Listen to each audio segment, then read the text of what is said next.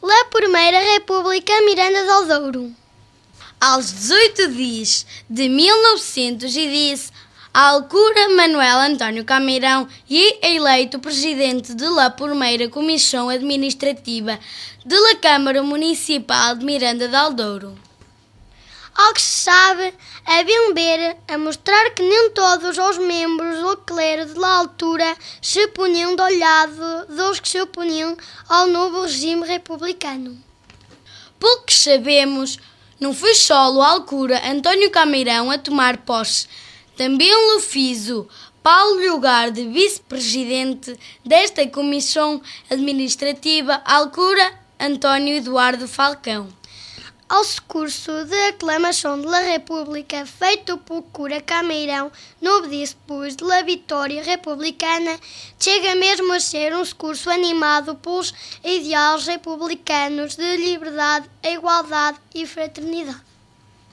Mas estes dois homens de la Igreja não foram os únicos a fazer serviço pela República. Houve mesmo até um cura que foi deputado na primeira Assembleia Constituinte em 1911 e foi nesta data que foi publicada a lei que apartou ao Estado de la Igreja.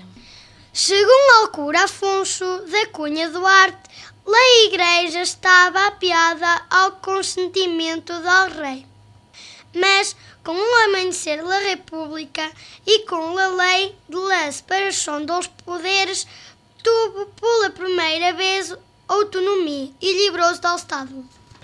As matações republicanas de lutar contra a pobreza do corpo e do espírito haviam de haver inspirado pela certa alguns destes homens de la Igreja que encontraram neles ideais republicanos uma maneira de resolver as misérias dos homens nestes tempos de maleita e da fome.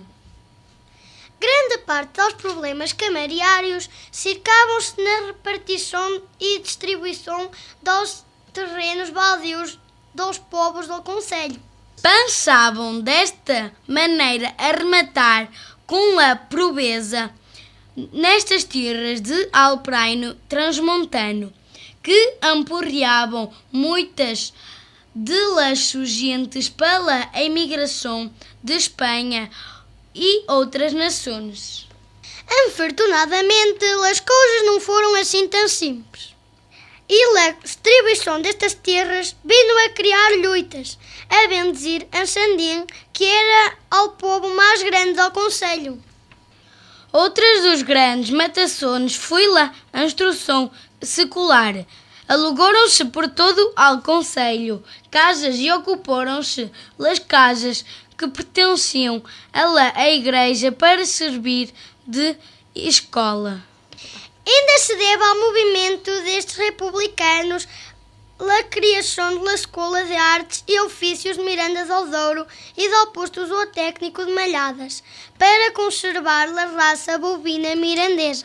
Criaram-se novas feiras, estradas, caminhos de ferro e foi criado o posto médico municipal. Muitas coisas nem sempre foram alcançadas com efeito, mas sem dúvida uma grande mudança em tão pouco tempo foi feita.